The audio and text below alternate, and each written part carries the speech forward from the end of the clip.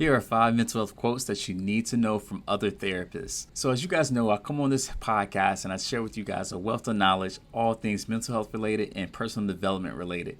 And I figured, you know what? How about today I give you guys some quotes, some advice from other people that I know, so that way you're getting a wealth of knowledge from all different types of sources.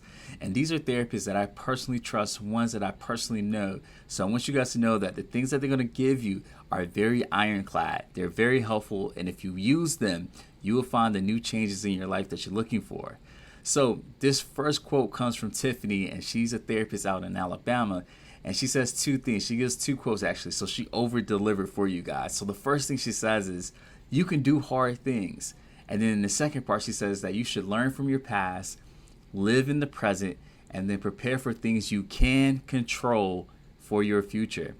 Now, I love this quote, and I want to start off with the first one because I'm a big fan of doing hard things. The transformations that we are all looking for comes on the other side of doing hard things.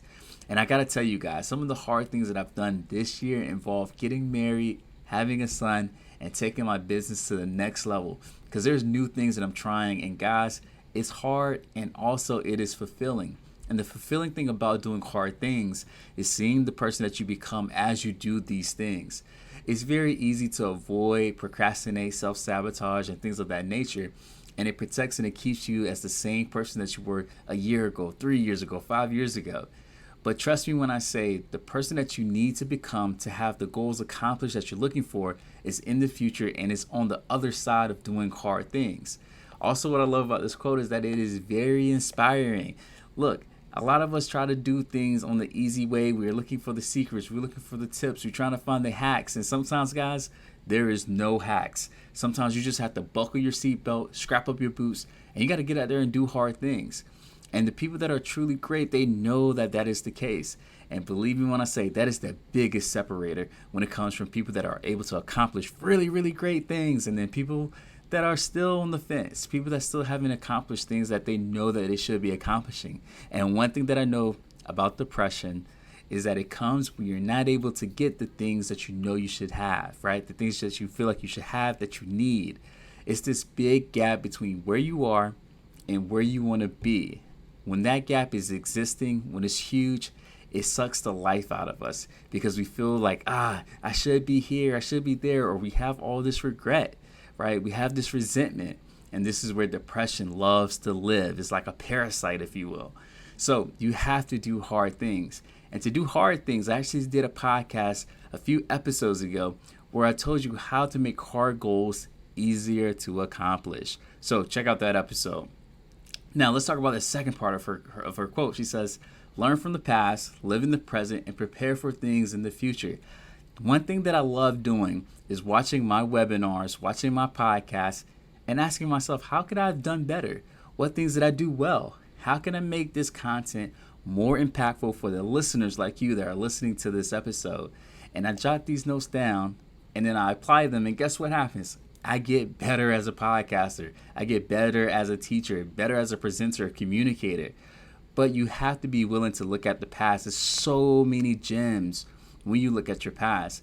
And that is another great reason why you should be writing goals.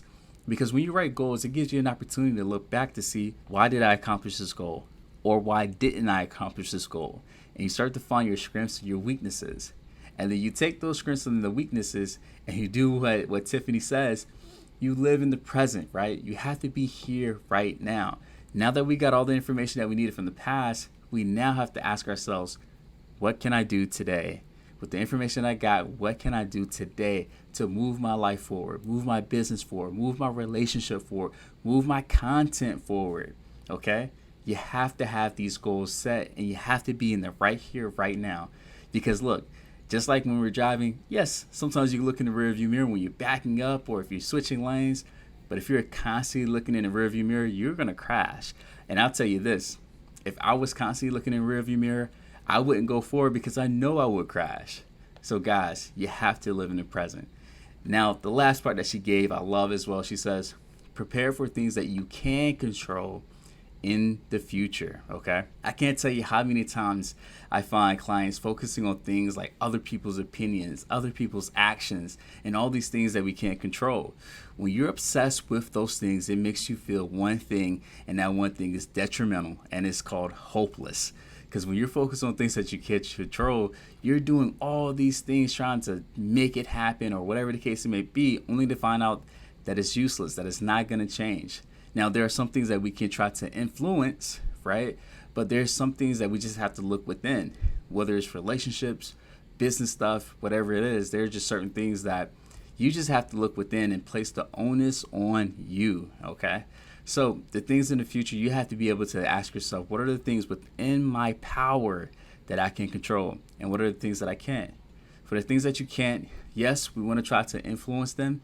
But at the end of the day, we should be working on within what Stephen Covey, so if you ever read the book, The 7 Habits of Highly Effective People, he talks about the circle of influence versus the circle of concern. Okay, so basically it's all the things that you can't control.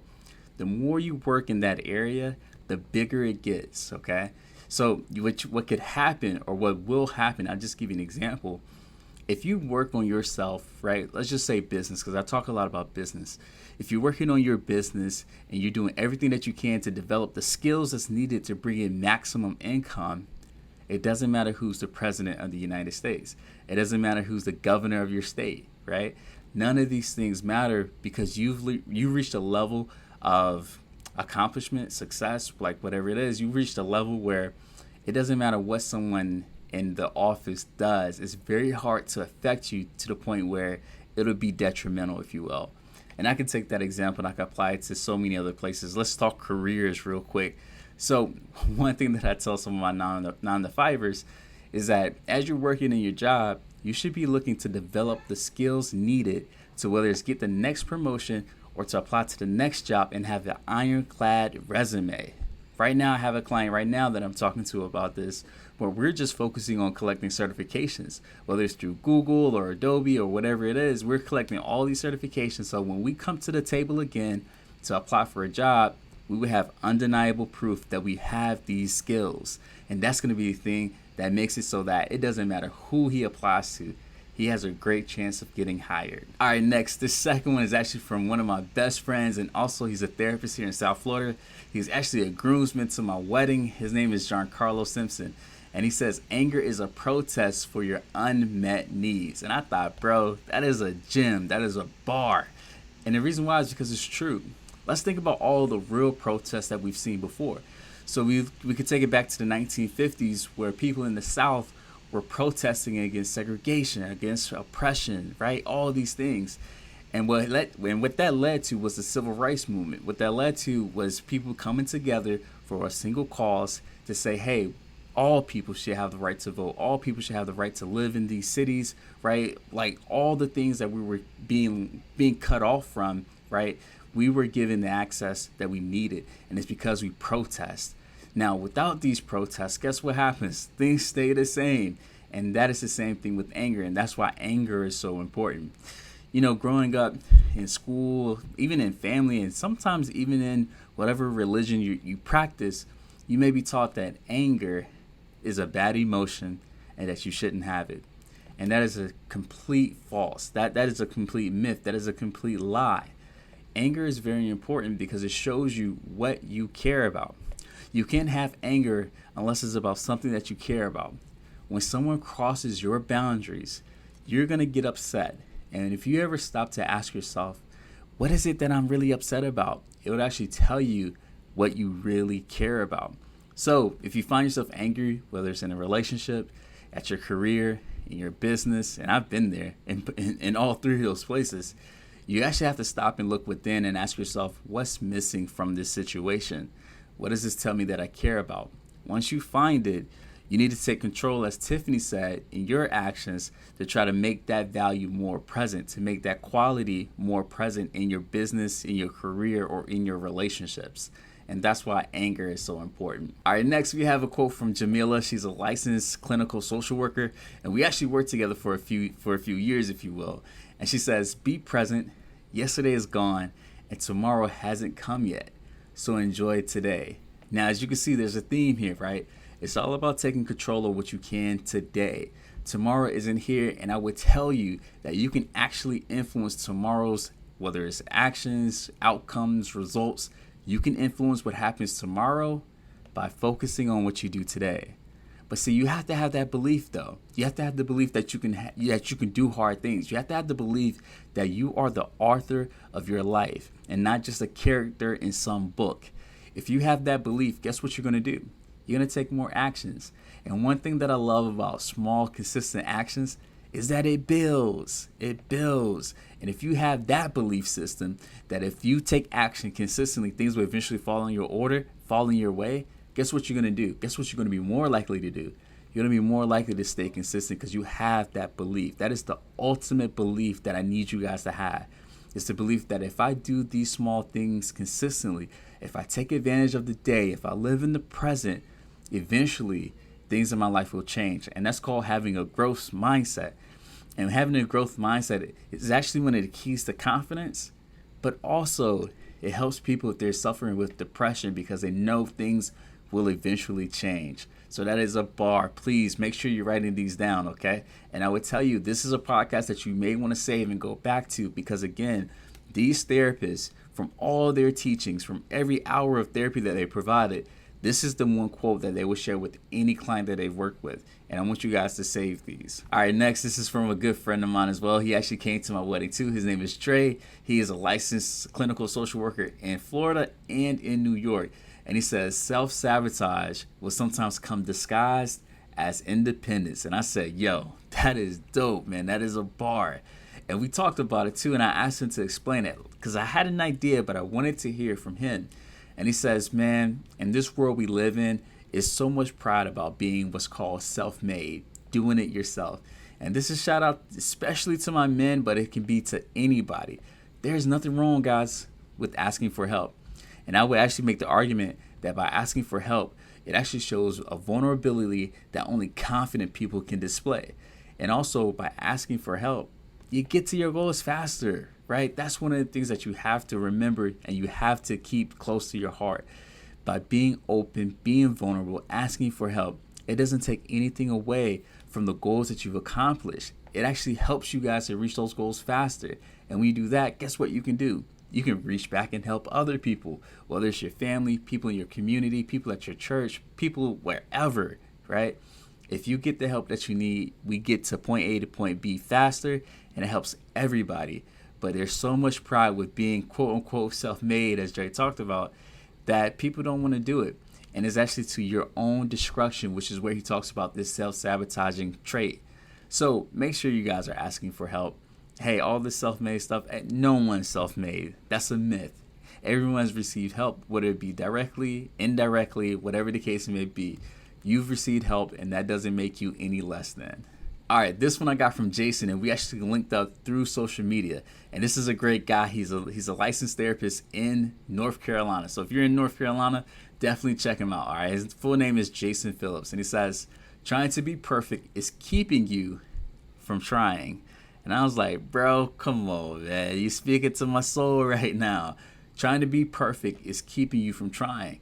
And when you're not trying, guess what? You're not elevating. You're not progressing. And when you're not elevating and progressing, and I see this all the time, you start to feel depressed because you're stuck.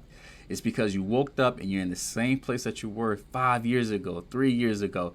Heck, I can even say 5 months ago, right? We all want to be progressing. And that's how us as humans, we are built. We are built to progress, to move forward, to push the needle. That's why there's the iPhone 15, right? And by the time you hear this podcast, maybe there's an iPhone 16 already out there, right? Like, we all want to progress, and that is why we have to keep trying. Let go of being perfect, and you'll see that you actually leapfrog the people that are supposedly perfect. And this last one, I actually give you guys a bonus. This last one is coming from me. I know I told you guys I'll only give you 5, but I'm gonna give you 6, and this is a bonus for me.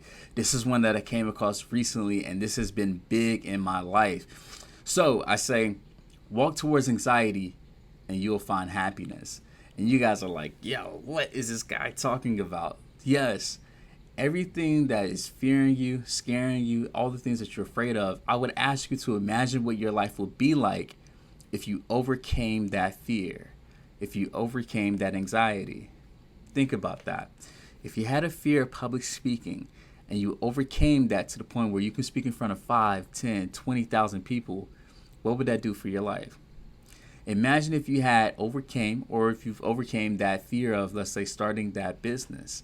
Or let's say you do have a business and you overcame the fear of raising your prices. Imagine what it would be like if you had a client list full. Let's say you had a customer list full, however your business is set up, and people are now paying you twice as much as you're now getting paid. What would that do for your life? Right? We have to start thinking about these things. Just imagine, right? And I love that word imagine. Just imagine what life would be like if you overcame that anxiety. What would things then start to look like? I think you'll be very happy. I know I would be. And that's why I go back to Tiffany's quote of you can do hard things. That is just so freaking important. So guys, these are the five mental health tips that I've gotten from other therapists in the field, and I've given you a bonus. I want you guys to replay this and write them down, okay? And I'm going to go over them real quick. So the first one is you can do hard things and learn from your past, live in the present, and prepare for things you can control in the future. That's from Tiffany. Giancarlo says, anger is a protest for your unmet needs. Jamila says, be present. Yesterday is gone, and tomorrow hasn't come yet. Enjoy today. Dre says, self-sabotage will sometimes come disguised as independence, okay? So let go of that self-made talk. And Jason says, trying to be perfect is keeping you from trying. And then yours truly says, walk towards anxiety and you will find happiness. These are the 6 mental health quotes that you need to know. Okay, guys? Take them with you. Take the actions that are aligned with these quotes and see where your life ends up. And let's just say a year. I promise you, in a year, everything can change. My name is Coach Wells. I'm a licensed therapist, and thank you for checking out this podcast. See you guys later.